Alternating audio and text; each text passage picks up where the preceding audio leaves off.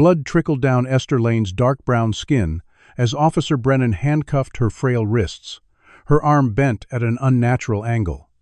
Through tears, she saw a familiar black SUV pull up.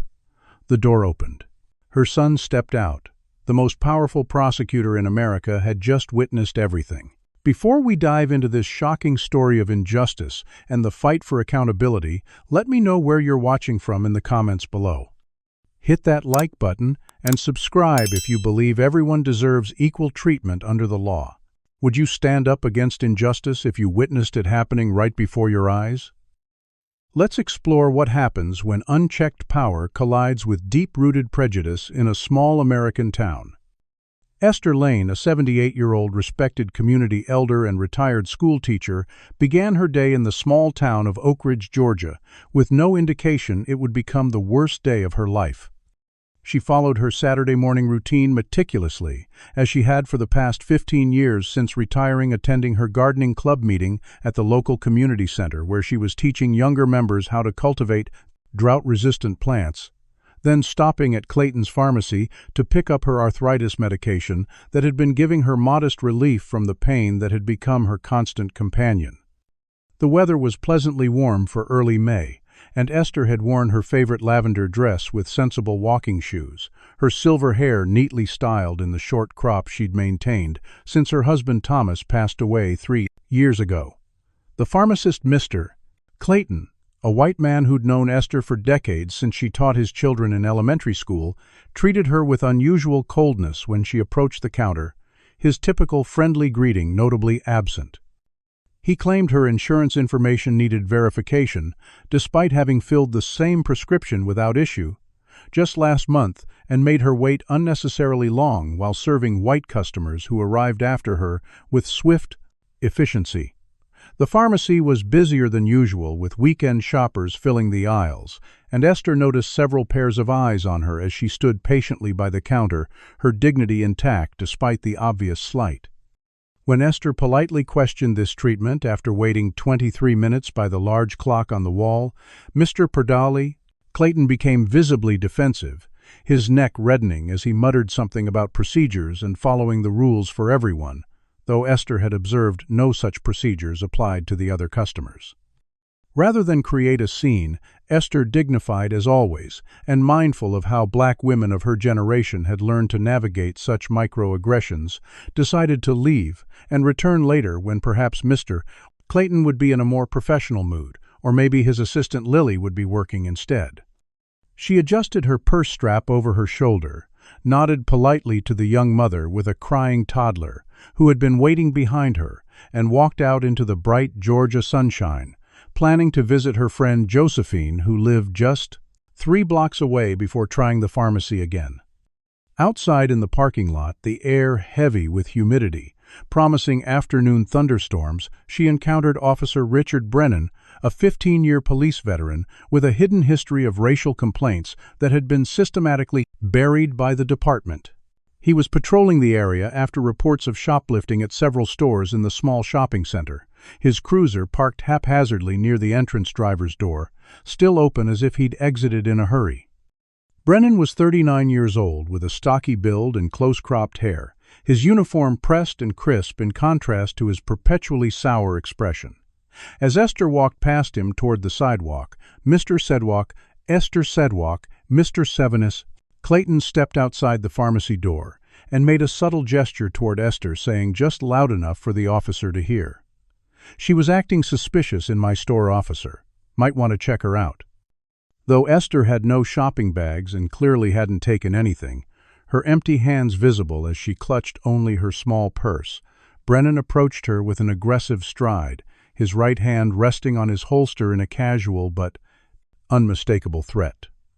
"Ma'am, I need you to stop right there," he called out, his voice carrying across the parking lot and drawing the attention of several shoppers loading groceries into their cars. Esther stopped immediately, confusion crossing her face as she turned to face the approaching officer, her heart beginning to race as she recognized the situation unfolding was potentially dangerous, despite her complete innocence. "Is there a problem, officer?" she asked, her voice steady. Despite her growing anxiety, a lifetime of careful interactions with authority figures guiding her response. Brennan's tone escalated, immediately demanding identification and asking what she'd taken from the pharmacy. His questions fired rapidly without giving her time to fully answer, his body language intimidating as he stood too close, invading her personal space. Several bystanders watched uncomfortably, but said nothing. A young white couple quickly ushering their children into their minivan, an elderly white man shaking his head slightly before turning away. When Esther attempted to explain that she hadn't taken anything and had simply left because she was being made to wait excessively, Brennan cut her off mid-sentence, his voice growing louder as he accused her of being uncooperative. Feeling genuinely threatened and remembering her son's frequent advice about documenting police interactions, Esther calmly reached for her phone in her purse, saying, "I'd like to call my son, please. He's an attorney and can clear this up quickly." This simple act seemed to infuriate Brennan, who interpreted this as resistance and defiance, rather than a reasonable request. The section ended with a sudden escalation as Brennan grabbed Esther's phone from her hand, knocking her purse to the ground, spilling its contents across the hot asphalt and forcefully pushing her against his patrol car. Esther cried out in pain as her fragile body collided with the hard metal surface, her glasses askew on her face, fear finally breaking through her composed exterior as she realized this encounter had moved beyond a misunderstanding into something far more dangerous. The confrontation between Esther and Officer Brennan intensified rapidly in the pharmacy parking lot, the morning sun beating down mercilessly, as if spotlighting the injustice unfolding. "I said, don't move." Brennan growled, his face inches from Esther's as she tried to steady herself against the police cruiser, her breath coming in short gasps from both fear and the physical shock of being shoved. "I wasn't moving, officer. I was only trying to call my son, Esther," explained her voice trembling slightly, but maintaining the dignified tone she'd used throughout her 35 years as an educator. This reasonable explanation seemed to further agitate Brennan, who interpreted her composed demeanor as a challenge to his authority rather than the ingrained response of a woman who had navigated racial prejudice for nearly 8 decades. "Your son, right?" he sneered, his breath hot against her face. "Let me guess. He's some big-shot lawyer who's going to sue me." Esther swallowed hard, weighing her response carefully before answering truthfully.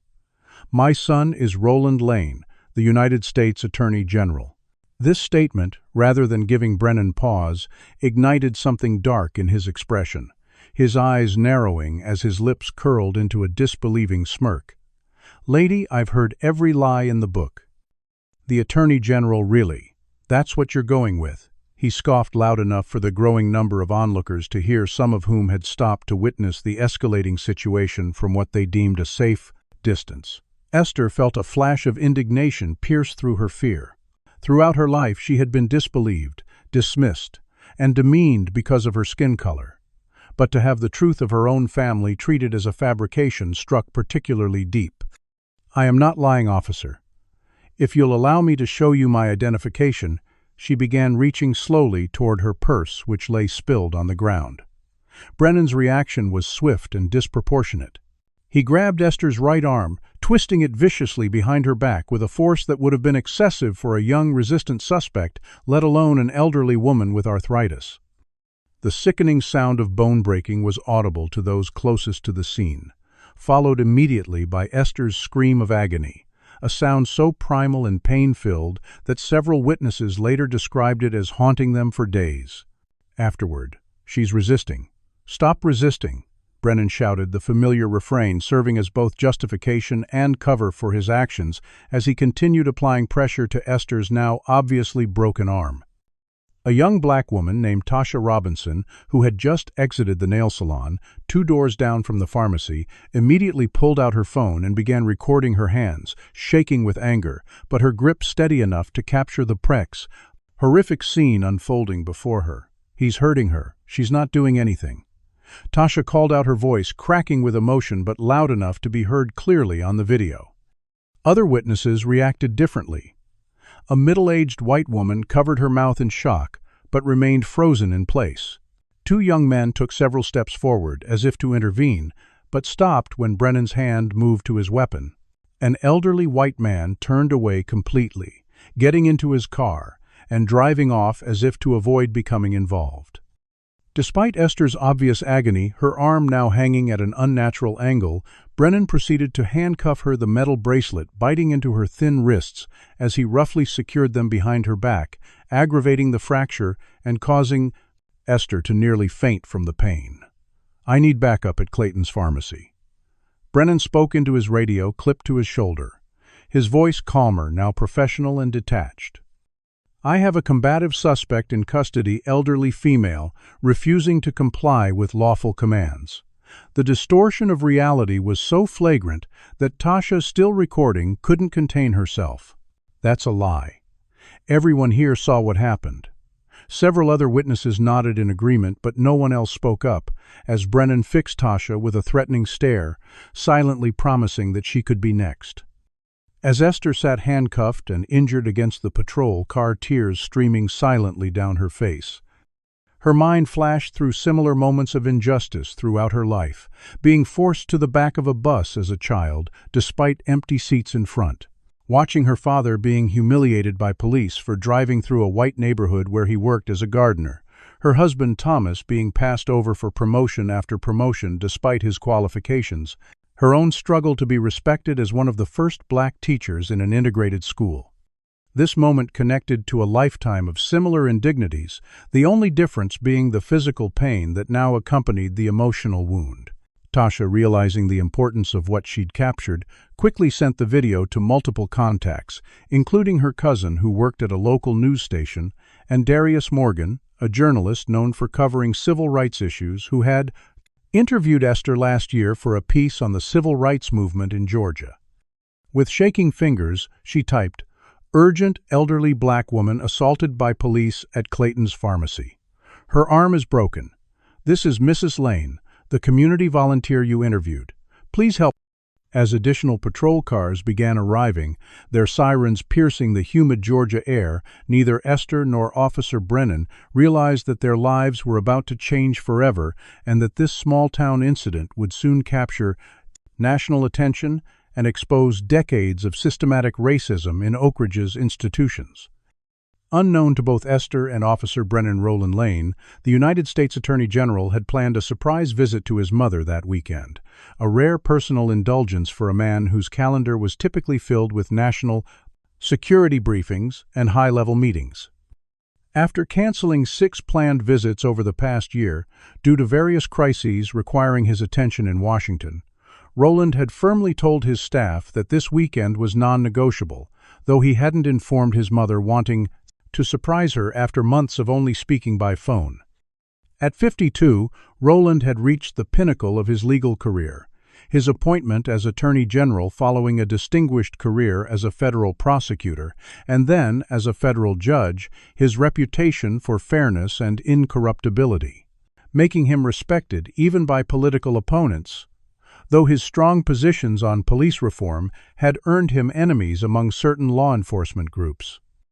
Roland had arrived in Atlanta on a government jet early that Saturday morning, accompanied by his security detail in 2 black SUVs, his driver navigating the 2-hour journey to Oak Ridge, while Roland reviewed briefing documents, his tank mind never fully able to leave the pressing matters of justice, even while pursuing personal time. He'd arrived at his mother's modest but immaculately maintained single-story home with its vibrant garden and freshly painted shutters, only to find it empty, the newspaper still on the porch, suggesting she'd left early. Remembering his mother's Saturday routine from childhood visits, Roland instructed his driver to check the community center first, where the monthly gardening club meeting would likely be wrapping up. Upon arriving at the center, he was informed by Mrs. Jenkins, his mother's longtime friend that Esther had left about 40 minutes earlier, mentioning she needed to pick up her prescription. "She'll be so thrilled to see you, Roland." Mrs. Jenkins had said, her eyes twinkling with the excitement of being part of the surprise. "She talks about you constantly, keeps every newspaper clipping. Such a proud mama."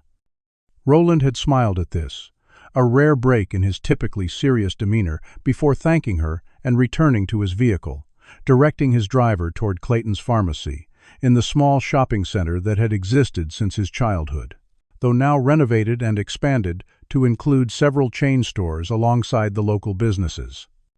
As they approached the shopping center, Roland noticed the police cars first, their lights flashing against the white stucco buildings, creating a carnival-like atmosphere that felt discordant with the small-town setting.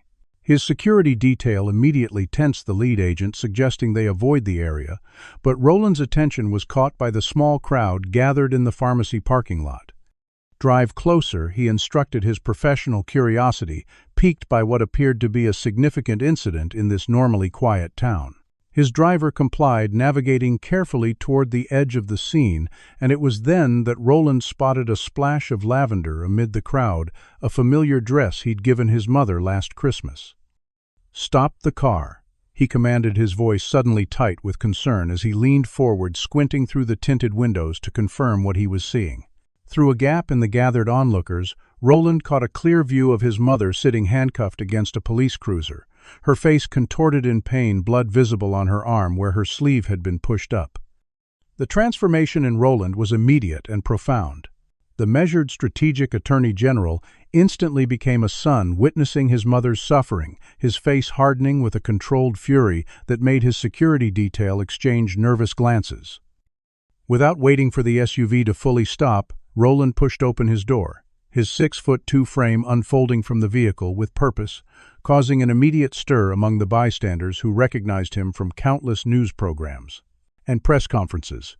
Officer Brennan, initially annoyed at the arrival of another vehicle potentially complicating his scene, looked up with irritation that quickly morphed into dawning horror as he registered who had just arrived.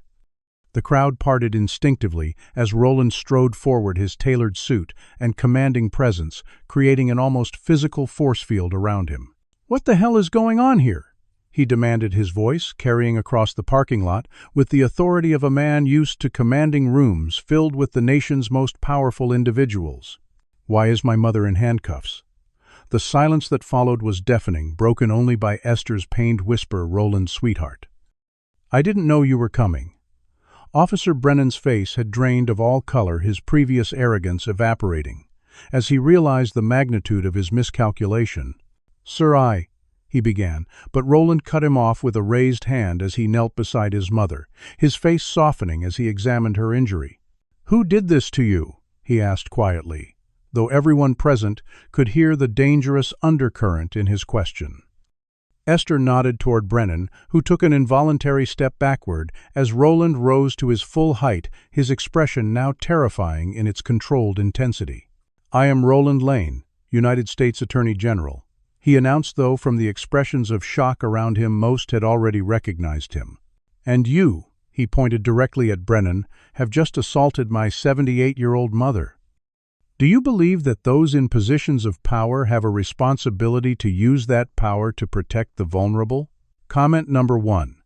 If you think Roland should use his position to ensure justice is served, or number 2, if you think he should recuse himself due to personal involvement. What price should Officer Brennan pay for his actions? Hit that like button if you believe in accountability for those who abuse their authority, and subscribe to follow this story of justice and corruption to its conclusion. Could this incident be the catalyst for exposing deeper issues in Oak Ridge?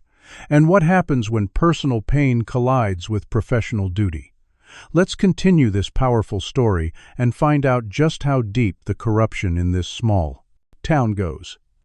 Chaos erupted in the pharmacy parking lot as Officer Brennan realized the catastrophic error he had made, his face alternating between ashen fear and defensive anger, as he stammered, "Sir, with all due respect, your mother was resisting arrest."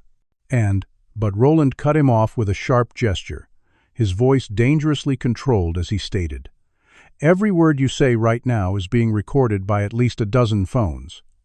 Officer, I suggest you exercise your right to remain silent before you perjure yourself." The crowd that had gathered grew larger as word spread through the shopping center that the U.S. One's Attorney General was confronting a local police officer, the spectators' phones raised high to capture every moment of the unprecedented scene.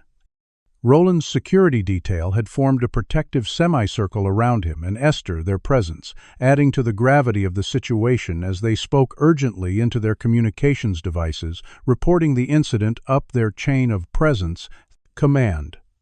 With remarkable composure, despite the fury evident in his eyes, Roland knelt beside his mother again, gently examining her clearly broken arm, while speaking softly to her, then rose and made 3 consecutive phone calls that would set wheels in motion at multiple levels of government. First, to Police Chief Gordon Whitaker, identifying himself and demanding immediate medical attention for his mother. Next, to Georgia State Attorney General Patricia Collins, a former colleague with whom he had worked on civil rights cases years earlier. And finally to his deputy at the Justice Department, instructing her to prepare for a potential federal investigation. Within minutes, an ambulance arrived, the paramedics approaching cautiously given the high-profile nature of the scene now unfolding. "She needs immediate medical attention." Roland instructed them, his tone brooking no argument, as he carefully helped the medical team position his mother on the stretcher, her face tight with pain despite her efforts to maintain dignity. "I want every injury documented thoroughly," he added quietly to the lead paramedic, who nodded in understanding of the legal implications. As Esther was loaded into the ambulance, Roland assured her he would follow right behind, then turned to address the backup officers who had arrived and now stood uncertainly near their cruisers, caught between protocol and the unprecedented situation of having the nation's top law enforcement official at their crime scene. "I expect Officer Brennan to be detained immediately," Roland stated, his voice carrying across the now silent parking lot. "The charge is assault at minimum, potentially aggravated battery, and civil rights violations. I will be submitting a formal complaint within the hour." Chief Whitaker arrived moments later, a heavy-set man in his early 60s, whose typical confident swagger was notably absent as he approached Roland with an outstretched hand that the Attorney General pointedly ignored. "Roland, Mr. Attorney General, I can't tell you how sorry I am about this unfortunate misunderstanding." Whitaker began, his voice oily with forced congeniality. "Rest assured we'll get to the bottom of this. Officer Brennan has been a valued member of our force for 15 years. With an exemplary Roland interrupted his tone, glacial Chief Whitaker. "My mother's arm was broken while she was being falsely arrested. Multiple witnesses observed it, and at least one video is already circulating online. This wasn't a misunderstanding. It was assault committed under color of authority. I'll be watching your handling of this situation very closely." The chief's jovial mask slipped slightly, revealing a flash of annoyance before he reassumed his conciliatory expression. Of course. We'll handle it by the book." By the time Roland arrived at Oak Ridge Memorial Hospital 20 minutes later, Esther had already been taken for X-rays, the emergency department having cleared a path for the high-profile patient. Dr. Kimberly Williams, the attending physician, and one of the few African-American doctors at the hospital, met Roland in the waiting area, her expression professional, but with an underlying current of anger, as she reviewed the initial findings. "Your mother has sustained a spiral fracture of the right humerus," she explained, showing Roland the X-ray images on a tablet. "This type of break is consistent with a twisting force applied to the arm, what we often see in cases of assault, not in typical falls or accidents. I've noted in my report that the injury pattern is completely inconsistent with her supposedly resisting arrest and is much more indicative of excessive force being applied while her arm was restrained." She paused, lowering her voice. "Mr. Lane, I should tell you this isn't the first injury of this nature I've treated, following police interactions in Oak Ridge, particularly with Officer Brennan." As Esther received treatment, the video taken by Tasha Robinson began its viral journey across social media platforms, first being shared in local community groups, then picked up by Atlanta news stations, and within hours reaching national news organizations. The hashtag number Justice for Esther started trending as the footage clearly showed the disproportionate force used against the elderly woman, contradicting the official police statement that had been hastily released, claiming Esther had been combative and non-compliant. By evening, Roland received word that Officer Brennan had been placed on administrative leave, but with pay a detail that further inflamed tensions within Oak Ridge's black community, which comprised about 30% of the Bryant-ND town's population. Reverend James Harley of First Baptist Church, a civil rights leader who had marched with Martin Luther King Jr. in his youth, began organizing a community response, calling church members and local activists for an emergency meeting the following day. "This isn't just about Mrs. Lane," he told Roland during a brief phone call, as the Attorney General sat beside his mother's hospital bed. "This is about decades of similar incidents that have been swept under the rug. Your mother's case might finally force people to pay attention." National news crews descended on Oak Ridge, a town of just under 30,000 residents that had rarely made headlines before setting up equipment outside the police station, where a growing crowd of protesters had gathered despite the late hour. Inside Esther's private hospital room, secured by both local police and federal agents at Roland's insistence, mother and son had a quiet moment amid the storm brewing outside. Esther, her arm now set and in a cast, pain medication, softening but not eliminating her discomfort, looked up at her son with eyes that held both weariness and determination. "Roland," she said softly, taking his hand with her uninjured one, "I need you to promise me something." Roland leaned closer, the weight of the day etched in lines on his face that made him look older than his 52 years. "Anything, Mom." Esther's grip tightened slightly, her voice growing stronger despite her physical fragility. "Promise me this time will be different. Promise me you'll make sure there's real justice, not just for me but for everyone this has happened to, who didn't have an attorney general for a son." Roland's throat tightened with emotion as he replied, "I promise, Mom. This time will be different." As Esther recovered in her hospital room the following day, surrounded by flower arrangements from well-wishers and under the watchful eye of Roland's security detail, Roland faced mounting pressure from multiple directions, the complexity of his position creating an ethical minefield that required careful navigation. His role as United States Attorney General gave him authority over federal law enforcement and the power to investigate civil rights violations. But his personal connection to the victim created an obvious conflict of interest that could undermine any actions he took officially.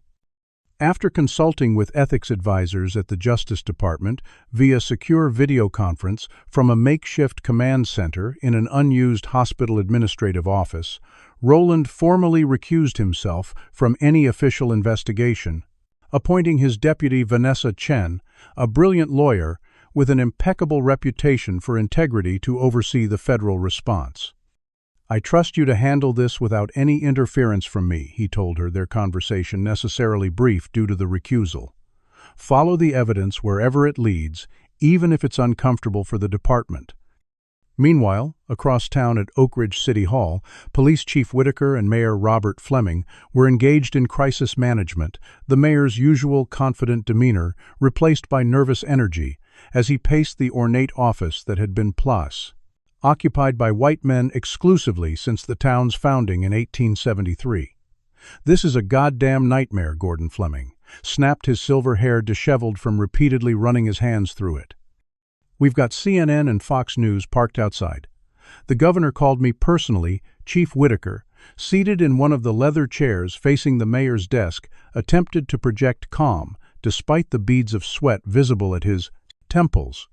"We've released a statement expressing regret for the unfortunate incident and promising a thorough investigation. Brennan's on leave. What more do they want?" The mayor fixed him with an incredulous stare. "What more do they want? How about the head of the officer who broke the Attorney General's mother's arm on camera? Jesus Christ. Gordon, do you have any idea the position we're in?" Their strategy session continued for hours, resulting in a carefully worded public apology that acknowledged the concerning nature of the incident while avoiding any admission of wrongdoing, and the announcement of an internal review board that would examine the case, a board comprised entirely of department officials known for their loyalty to Whitaker. Behind the scenes, however, their approach was far less conciliatory, as Fleming placed a call to Senator Howard Grant, a powerful figure in state politics who had significant influence in Washington and a history of opposing justice. Department interventions in local policing matters. "Howard, I need your help on this one," Fleming explained, outlining the situation and the potential political fallout. "Lane's overstepping with this federal involvement. This is a local police matter." The senator's response was measured but supportive. "I'll make some calls, Bob. We can't have the feds using one isolated incident to dictate policy to local departments. That's not how our system works." While official wheels turned slowly and deliberately, Roland was moving with purpose, having taken emergency family leave from his position to focus on his mother's situation. With help from Benjamin Taylor, a local civil rights attorney who had been fighting against police brutality in Oak Ridge for over a decade, with limited success, Roland began gathering testimonies from previous victims of Officer Brennan, the department more broadly. "Your mother's case isn't unique," Taylor explained, as they reviewed files in his modest office above a barber shop in the historically black section of town. "Brennan has 17 complaints filed against him over the past decade, all from black residents, all dismissed without serious investigation. But people are afraid to press the issue. They fear retaliation." The pattern that emerged was disturbing. Brennan frequently stopped black residents in predominantly white areas of town, often escalating routine interactions into confrontations, with several resulting in injuries similar to Esther's. In each case, the official report cited resistance or non-compliance as justification, and in each case, the complainant's credibility was questioned while Brennan's word was taken as gospel. Meanwhile, Esther struggled with both physical pain and the psychological impact of the incident, refusing visitors other than Roland, and her closest friends embarrassed by the public attention, despite the supportive nature of most messages. "I've never been one to make a fuss," she told Roland, as he sat beside her hospital bed, her normally vibrant presence diminished by pain medication and emotional trauma. "All my life I've tried to maintain my dignity when faced with discrimination. To be handcuffed like a criminal, to be humiliated publicly, it's taken something from me, Roland." Her church community rallied around her, organizing prayer circles and support networks, many members sharing their own stories of mistreatment by Oak Ridge police that they had never reported, each account adding to the growing picture of Public 2AA. Systematic discrimination that had been normalized in the small Georgia town. 3 days after the incident, with tension in the community reaching a breaking point, Mayor Fleming organized a town hall meeting at the Oak Ridge Community Center, ostensibly to address concerns and promote healing, though Roland suspected it was more about damage control than genuine reconciliation. The large meeting room was filled beyond capacity with clear racial division, visible in the seating arrangement, as white residents clustered on one side and black residents on the other. The physical separation, a visual representation of the town's deeper divisions. Fleming opened with platitudes about Oak Ridge being one community and promised transparency in the investigation, while Chief Whitaker presented crime statistics, attempting to show no racial bias in policing. His presentation met with platitudes. Audible scoffs from many black attendees who knew their lived reality contradicted his carefully curated numbers. When the floor opened for community comments, Tasha Robinson approached the microphone, her voice steady despite her obvious nervousness at speaking publicly. "I recorded what happened to Mrs. Lane because I've seen this before. My brother was arrested last year by Officer Brennan for suspicious behavior. He was just jogging through Parkview neighborhood where he's lived his whole life. He lost his job because of the arrest, and no one cared." As Tasha continued describing the pattern of harassment, Mayor Fleming signaled to the sound technician, who abruptly cut her microphone mid-sentence, causing an immediate uproar from half the audience. "We need to keep comments brief and constructive," Fleming announced over the growing noise. "Next speaker, please." The blatant silencing only heightened tensions, with several attendees walking out in protest, including Roland and Benjamin Taylor, who had attended to observe rather than participate. Outside in the parking lot, as people dispersed into the warm evening air, Tasha discovered her car had been vandalized, the word snitch spray-painted across her windshield and her tires slashed. As Roland helped her arrange for a tow truck, his security detail reported that several other witnesses who had spoken to media outlets had received anonymous threatening phone calls, a clear attempt to intimidate those who might corroborate Esther's account. "This isn't just about one bad officer," Taylor told Roland as they watched Tasha's car being loaded onto a flatbed. "This is about a system that protects itself at all costs." And now they're scared, because for once, they can't just make it disappear. As the investigation into Esther's assault entered its second week, Roland's methodical approach began uncovering disturbing patterns that extended far beyond a single incident of police brutality, revealing a complex web of connections that explained why previous complaints had been so efficiently suppressed. Working from a temporary office in Benjamin Taylor's law firm, Roland meticulously built a case file that grew thicker by the day, his legal training and investigative experience proving invaluable as he pursued leads that local authorities had previously ignored or buried. His most significant breakthrough came when Darius Morgan, the journalist who had been covering the story for the Atlanta Tribune, connected him with a potential whistleblower from within the Oak Ridge Police Department. "She reached out to me after seeing the video," Morgan explained during a confidential meeting in the hospital garden where Esther was still recovering from surgery complications. "Says she's been documenting departmental misconduct for years, but never had a way to safely come forward. Your mother's case changed that." The whistleblower officer, Layla Jackson, a 5-year veteran of the force and one of only 3 black officers in the Department of 57, met Roland and Taylor at a diner 30 miles outside Oak Ridge to avoid being seen, her nervous energy evident as she continuously scanned the nearly empty restaurant. "There's a private messaging group that about 15 officers use," she explained, sliding a flash drive across the table toward Roland. "Brennan's one of the administrators. They share racist memes, coordinate targeted patrols in certain neighborhoods, and discuss which residents to keep an eye on always, black residents, especially those who've moved into traditionally white areas." Roland's expression remained neutral through years of courtroom practice, but his hand tightened around his coffee cup as Officer Jackson continued. "Your mother's been on their radar since she bought her house in Oak Ridge Heights 15 years ago. That neighborhood was all white until the early 2000s, and some officers consider it their duty to maintain community standards, as they call it." The flash drive contained hundreds of screenshot messages dating back 3 years, including several specifically mentioning Esther with derogatory terms, noting her routine movements and suggesting she needed to be taught respect. More broadly, the messages revealed an unofficial quota system for citations and arrests that disproportionately targeted minority neighborhoods, with officers competing to rack up numbers that would be favorably reviewed during performance evaluations. "Chief Whitaker knows about all of this," Jackson confirmed, her voice lowered despite the privacy of their corner booth. "He doesn't participate in the messaging group directly, but he encourages what he calls proactive policing in problem areas, which everyone understands as code for targeting black residents, especially those who are visible in the community or live in predominantly white neighborhoods." While Roland was building his case against the police department, parallel investigations were revealing equally troubling connections in Oak Ridge's power structure.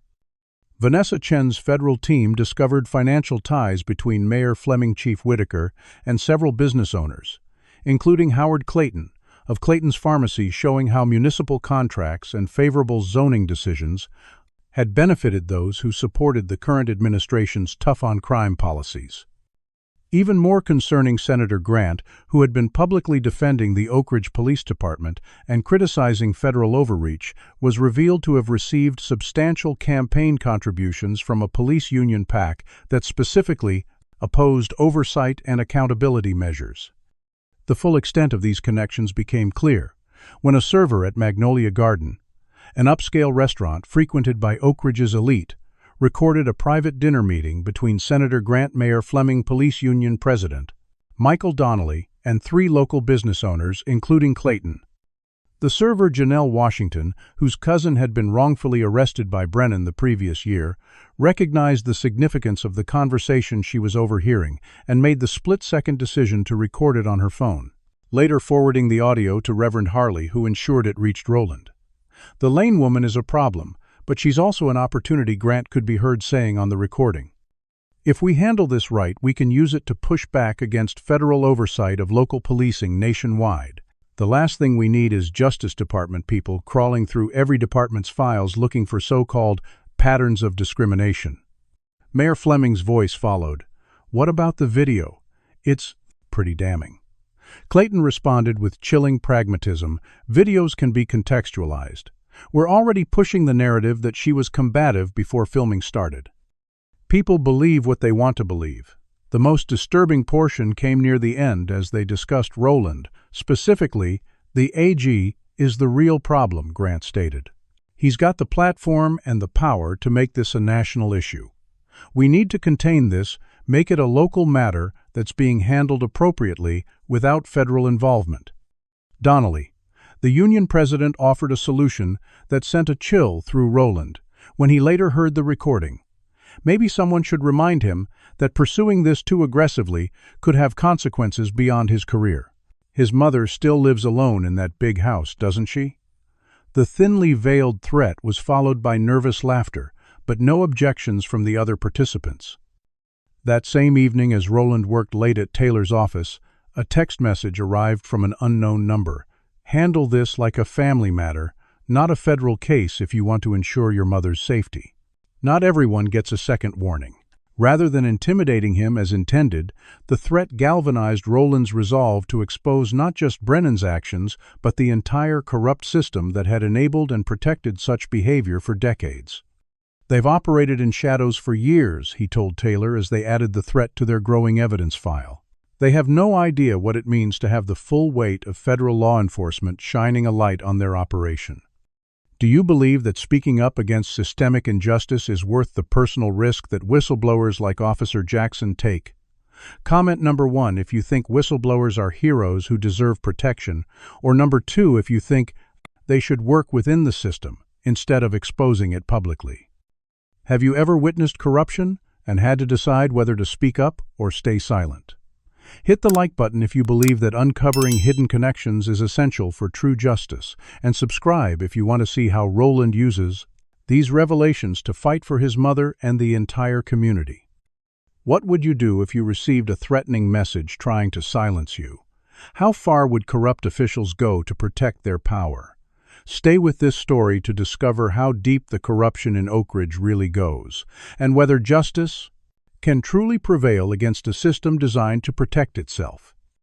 Officer Brennan, emboldened by the support of the police union and encouraged by Chief Whitaker's private assurances that the situation would eventually blow over, made the strategic error of agreeing to a televised interview with a police-liaison enrier. Sympathetic local news anchor 2 weeks after the incident, his appearance designed to humanize him and shift public perception. Sitting in the Channel 6 studio, wearing his dress uniform, adorned with commendation pins, despite being on administrative leave, Brennan portrayed himself as a victim of political correctness and changing social standards. His expression, earnest, as he explained. I was simply doing my job according to my training and department protocols. When someone resists a lawful command, we're trained to gain control of the situation quickly to prevent escalation. When the anchor gently pointed out that the someone in question was a 78-year-old woman with no criminal record, Brennan's rehearsed response came smoothly. Age and appearance can't be factors in assessing threat levels. We've seen elderly individuals commit serious crimes, and I responded based on the subject's behavior, not her demographics. This characterization of Esther as a subject rather than a person inflamed already high tensions in Oak Ridge, leading to organized protests outside the police station where Brennan's supporters, primarily white residents from outlying areas, staged a counter-demonstration, carrying signs reading, "Back the Blue and Support Law," and order the two groups separated by barricades and a line of state troopers brought in to maintain peace. While public attention focused on Brennan Roland's investigation had expanded to include Clayton's pharmacy, where the original confrontation began as additional witnesses came forward with accounts of Mr. Oplow, Clayton's history of discriminatory behavior. Josephine Williams, Esther's friend from church, described how Clayton routinely followed black customers around the store, watching them suspiciously, while Linda Parker, who had worked as a pharmacy technician for Clayton before being fired the previous year, revealed that he kept a list of customers to watch that consisted almost exclusively of black patrons and had a direct line to Officer Brennan that he used to report suspicious activity. The pharmacy became a focal point for community action when Reverend Harley organized a peaceful boycott, encouraging residents to fill their prescriptions at the newly opened chain pharmacy across town. An economic pressure strategy that quickly impacted Clayton's bottom line and forced him to respond with a hastily organized press conference where he denied any racial bias while simultaneously suggesting that certain elements were using the unfortunate incident to stir up unnecessary division in our community. As public demonstrations and counter-protests became daily occurrences in Oak Ridge, Eleanor faced her own private struggle, the physical pain of her injury compounded by emotional trauma that manifested in nightmares and a newfound anxiety about leaving her home.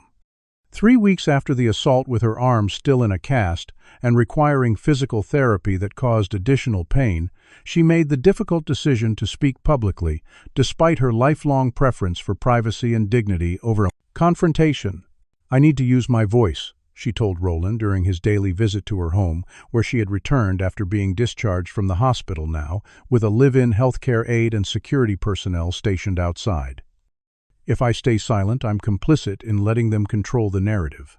The press conference was held at First Baptist Church, a historic black congregation that had been at the center of civil rights activism in Oak Ridge since the 1960s. The sanctuary filled beyond capacity with community, supporters, and media representatives as Esther, seated beside Roland at a table on the dais, her injured arm supported in a sling, spoke with quiet power about her experience.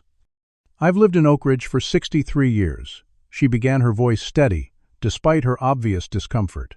"I taught generations of this town's children, including Officer Brennan, who sat in my third-grade classroom and struggled with multiplication tables."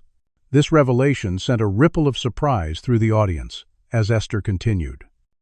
"I've experienced discrimination throughout my life, been denied, service been followed in stores, been called names. No human being should ever be called, but I always maintained my dignity and taught my son to work within the system to create change." Her voice gained strength as she continued, "But what happened to me wasn't just disrespect or discrimination, it was violence sanctioned by authority, and it happens every day to black people who don't have an attorney general for a black people who don't have an attorney general. Son, who don't have cameras recording, who don't have the community support I've been blessed with." She concluded by directly addressing the counter-narrative being pushed by Brennan's supporters. "I did not resist. I did not disobey any lawful command. I simply existed as a black woman in a space where Officer Brennan believed I didn't belong, and for that my body was broken, my dignity was assaulted, and my sense of safety in my own community was shattered." Her testimony, broadcast live on national networks, provided a powerful counter to Brennan's sterile procedural explanation, putting a human face on the statistics of police violence and connecting her individual experience to the broader pattern of systemic racism that many Americans still refuse to acknowledge. While Esther's public statement garnered widespread sympathy and support, Roland faced increasing professional isolation as political allies in Washington began distancing themselves, concerned about association with what conservative media outlets were now calling the Oak Ridge situation. The White House issued only a tepid statement supporting a thorough investigation into the concerning incident, while emphasizing our nation's respect for the difficult job performed by law enforcement officers, a both sides approach that Roland recognized as political hedging. Several Justice Department colleagues privately warned him that his personal involvement in the case, though technically appropriate, given his recusal from official duties, risked undermining his effectiveness on other important civil rights. Initiatives suggesting that the optics of his aggressive pursuit of the case could be problematic for the administration. They're afraid, Benjamin Taylor observed during a strategy session in his office, where maps of Oak Ridge dotted with pins indicated locations of previous incidents involving Officer Brennan and other department members. Your position gives you power. They can't easily control, and you're using it to expose something they'd rather keep hidden, that despite all our supposed progress, an elderly black woman can still be assaulted by police in broad daylight for no reason other than existing in the wrong space. The pressure wasn't limited to Roland, as those who supported Esther's cause faced escalating intimidation tactics. Tasha Robinson, whose video had been instrumental in bringing national attention to the case, found herself pulled over repeatedly for minor infractions like failure to signal a lane change or license plate light malfunction, each stop conducted with excessive scrutiny and delay. When she was eventually arrested on a fabricated charge of possessing marijuana that mysteriously appeared during a vehicle search, Benjamin Taylor took her case pro bono, securing her release on bail posted by a community fund organized through First Baptist Church.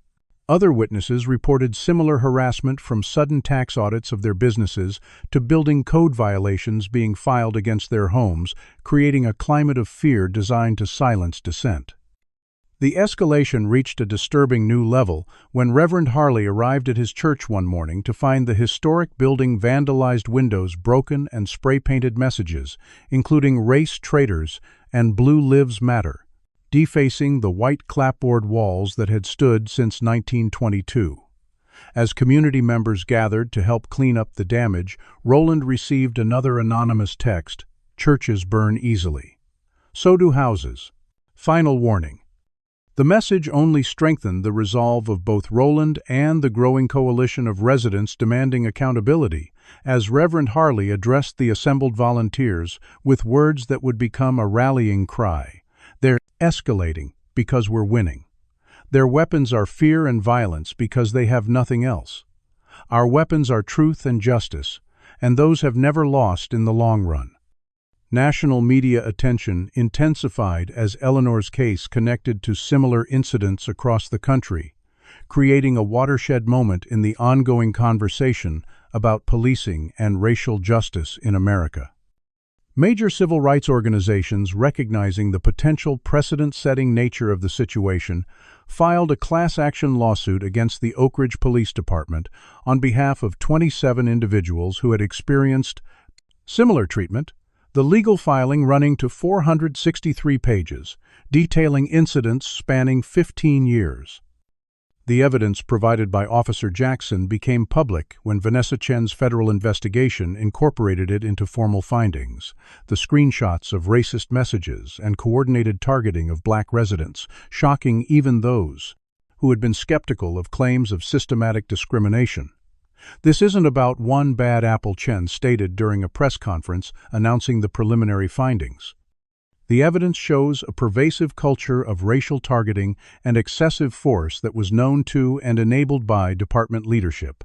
Chief Whitaker, recognizing the inevitable, called a hastily arranged press conference to announce Officer Brennan's termination, framing it as the department taking decisive action while continuing to defend the overall integrity of press.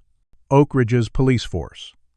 "We acknowledge that Officer Brennan's actions in this specific instance did not meet our departmental standards," Whitaker stated, reading carefully from prepared remarks. "His termination demonstrates our commitment to accountability and our dedication to serving all residents of Oak Ridge with equality and respect." The transparent attempt to contain the damage by sacrificing Brennan while protecting the broader system was immediately rejected by community leaders, with Reverend Harley responding, "Firing one officer for actions captured on video while ignoring the documented pattern of similar behavior throughout the department is like treating a symptom while ignoring the disease." The momentum shifted further when Senator Grant, seeing an opportunity to control the narrative and protect his political interests, launched a coordinated attack on Roland's character during a Fox News interview, questioning his objectivity, and suggesting he was exploiting his mother's unfortunate situation for political gain. The Attorney General has a history of anti-police bias. Grant claimed his expression grave with manufactured concern. And now he's using a personal family matter to advance that agenda, which raises serious ethical questions. The senator's staff simultaneously released information about Roland's private practice years, highlighting his defense of several controversial clients before his appointment to the federal bench, attempting to paint him as a radical rather than the measured, principled prosecutor he had proven to be throughout his career. The attack forced Roland to confront his own complex history and the compromises he had made throughout his career, including times when he had remained silent about injustices within the legal system to maintain his professional advancement. "They're not wrong that I've made compromises," he admitted to Taylor during a late-night strategy session. "There were times I saw clear racial disparities in charging decisions or sentencing recommendations and said nothing because I was focused on my career path. I've been part of the very system I'm now fighting against." This moment of reckoning strengthened rather than weakened Roland's resolve as he recognized that his insider knowledge of how systems protect themselves made him uniquely positioned to challenge those systems effectively.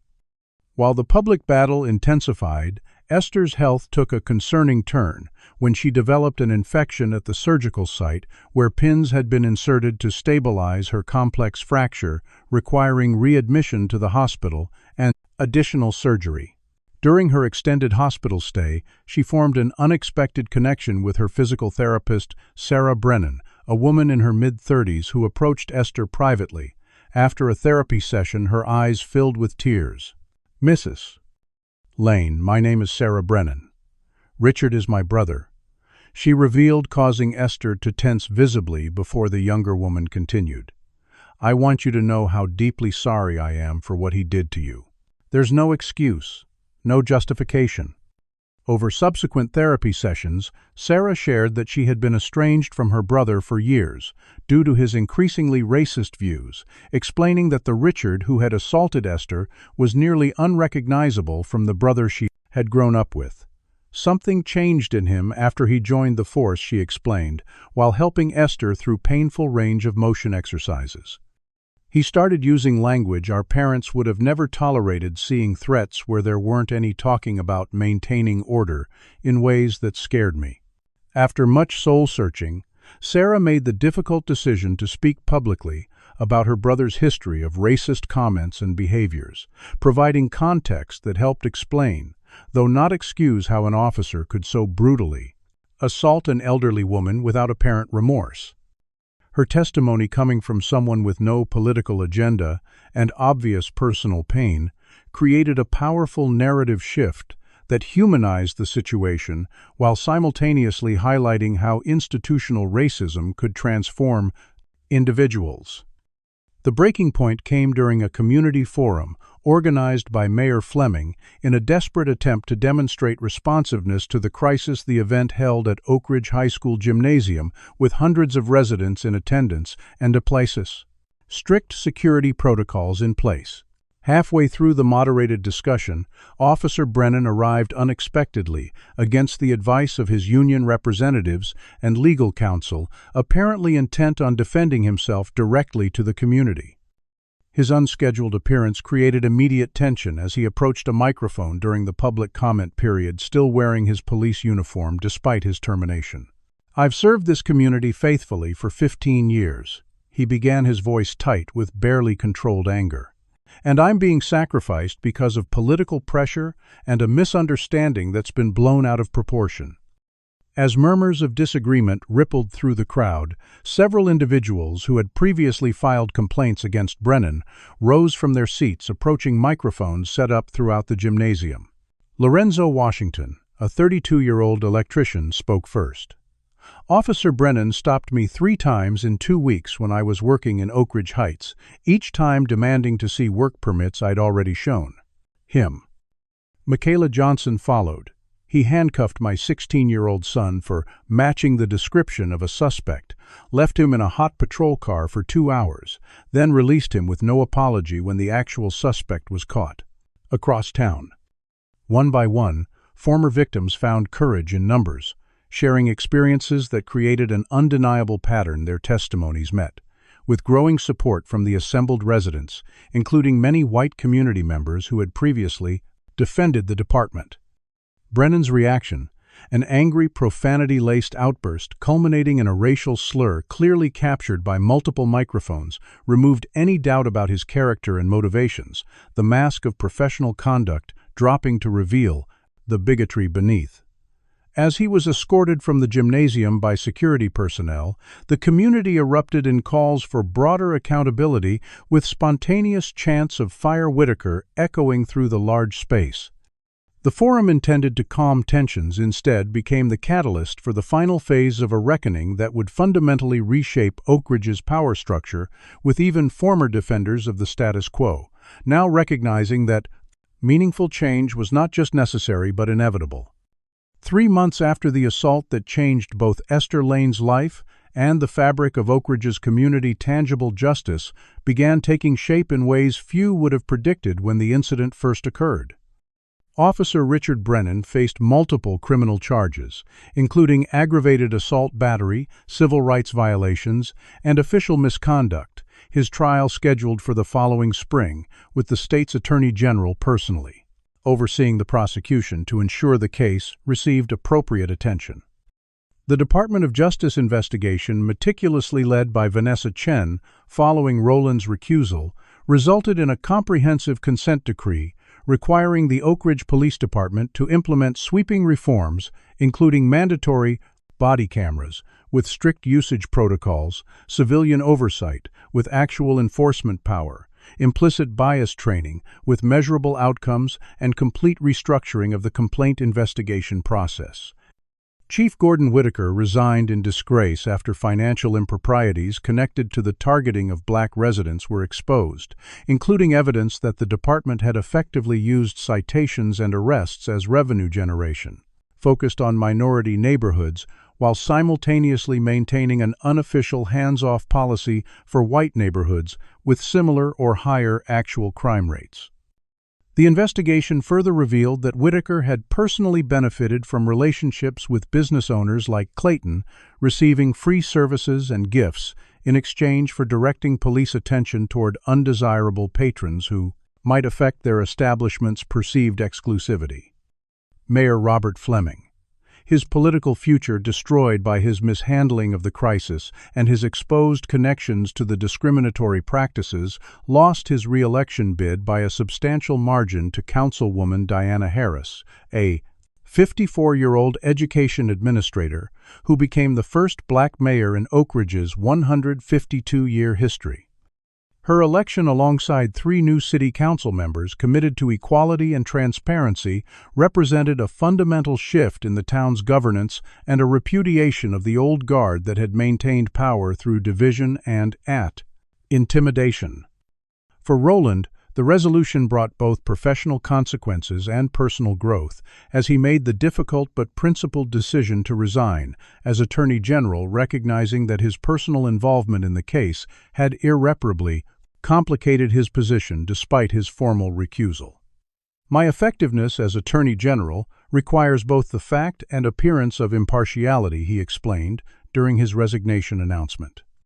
While I do not regret using my knowledge and resources to seek justice for my mother and others who have suffered similar injustices, I recognize that my dual role as a son and as the nation's chief law enforcement officer has created complications that would continue to distract from the important work of the Justice Department. Rather than returning to private practice or seeking another government position, Roland established the Lane Justice Foundation, focusing on police accountability, community oversight, and training programs designed to address the root causes of excessive force and discriminatory policing. His experience exposing Oak Ridge's corrupt system provided a template that the foundation applied to similar situations nationwide, turning personal pain into systematic change with broader impact than might have been possible had he remained in his government role with its inherent political constraints. Esther's recovery progressed slowly but steadily, the physical trauma, leaving her with some permanent limitation in her injured arm that required ongoing therapy and occasional pain management. The psychological impact proved equally challenging, with anxiety and occasional nightmares disrupting the peaceful retirement she had previously enjoyed. Yet rather than allowing these challenges to diminish her, Esther found new purpose as a reluctant but powerful symbol of resistance and dignity, establishing a community storytelling project where victims of discrimination could share their Esther experiences in a supportive environment. Healing happens when hidden pain is brought into the light, she explained during the project's launch at First Baptist Church, where the vandalism had been repaired and the building rededicated as a center for reconciliation work. For too long, we've suffered these indignities in isolation, each believing their experience was unique, when in fact they form a pattern that can only be addressed when we recognize it collectively. Clayton's pharmacy, where the incident began, faced its own reckoning as the boycott devastated its business, and Mr. Clayton's reputation was irreparably damaged by revealed text messages showing his role in targeting black customers. After filing for bankruptcy, he sold the business to a community pharmacy coalition led by Dr. Williams from the hospital and Marcus Jenkins, a pharmacist who had previously been denied employment by Clayton despite his excellent qualifications. The renamed Oak Ridge Community Pharmacy reopened with a commitment to serving all residents respectfully, its staff reflecting the diversity of the community it served, and its policies explicitly focused on equity and inclusion. The most profound changes occurred in less visible ways, as Oak Ridge residents engaged in difficult but necessary conversations about the town's history of segregation and discrimination, conversations that had been actively suppressed by the previous power structure. Schools incorporated local civil rights history into their curriculum, including Esther's case, as an example of both injustice and the power of community response. Business owners examined their practices for unconscious bias, and religious leaders from various denominations formed an interfaith coalition focused on healing racial divisions. On the one-year anniversary of the assault, Oak Ridge held a community healing ceremony in the town square, with Esther and other elders sharing wisdom about maintaining hope through struggle, acknowledging that while one case could not solve centuries of injustice, it demonstrated the power of unexpected moments to create meaningful change. Justice isn't a destination we reach once and then rest, Esther told the gathered crowd, her voice strong despite the emotional weight of the occasion. It's a path we commit to walking every day through discomfort and resistance, because the alternative acceptance of injustice diminishes not just those who suffer directly, but our entire community. The ceremony concluded with the dedication of a memorial garden at First Baptist Church, designed by local students and planted by community volunteers, including both black and white residents who had found common purpose through the painful process of confronting Oak Ridge's deep-seated prejudices. As Esther and Roland planted a young oak tree at the garden center, the symbolism was lost on no one new growth emerging from damaged soil roots, establishing themselves for generations to come, creating beauty and strength from a damaged soil roots. Place of pain. This tree will outlive all of us, Esther remarked as she patted the soil around its base, with her once broken arm now healed, but forever changed. And that's the true measure of our work. Not what changes in our lifetime, but what foundations we lay for those who come after us. What injustices have you witnessed in your own community that need to be addressed? Do you believe that one person's courage to speak truth can create lasting change? Comment below with your thoughts on how we can build more just communities. If this story moved you, please hit the like button. Share it with someone who needs to hear this message of accountability and healing, and subscribe to our channel for more powerful true stories of justice and redemption. Thank you for joining me on this journey through one of the most significant civil rights cases of our time. Remember, in the words of Esther Lane, justice is not just what happens in courtrooms, it's what we demand and create together every day in big and small ways, until equality becomes not just a dream, but our lived reality. This story reminds us that justice is never automatic. It requires courage, persistence, and collective action. Esther Lane's experience illustrates how racism remains embedded in institutions protected by networks of power that silence victims and shield perpetrators. When Officer Brennan broke Esther's arm, he relied on a system that had normalized such behavior through years of unchallenged discrimination. The transformative power of this case came not just from Roland's position, but from ordinary citizens like Tasha, who recorded the assault Officer Jackson, who risked her career to expose departmental racism, and community members who refused to accept the official narrative. True accountability required dismantling the entire ecosystem that enabled Brennan's actions, from the police department's biased practices to the political and business connections that sustained them. Meaningful change happened when people crossed racial lines to acknowledge hard truths and work toward healing. The most important lesson is that justice isn't achieved through isolated prosecutions, but through systematic reform and community reconciliation. Esther's wisdom that justice is a path we commit to walking every day reminds us that confronting racism requires ongoing commitment rather than one-time solutions. When individuals stand firm in their dignity and communities unite around truth, even deeply entrenched systems of oppression can be transformed. Has there been a moment in your life when you witnessed injustice and had to decide whether to speak up or stay silent? What gave you the courage to act, or what held you back? Share your experiences in the comments below. Have you seen systems protect themselves at the expense of vulnerable individuals in your community? What small steps could you take today to challenge discrimination where you live? If this story resonated with you, please hit that like button to help others find it. Subscribe to our channel for more powerful stories of ordinary people fighting extraordinary battles against systemic injustice. Share this video with someone who needs inspiration to stand up for what's right, even when the odds seem overwhelming. Thank you for being part of this important conversation about race, power, and accountability in America. Remember, as Esther Lane taught us, justice isn't just what happens in courtrooms, it's what we create together every day, until equality becomes our shared reality.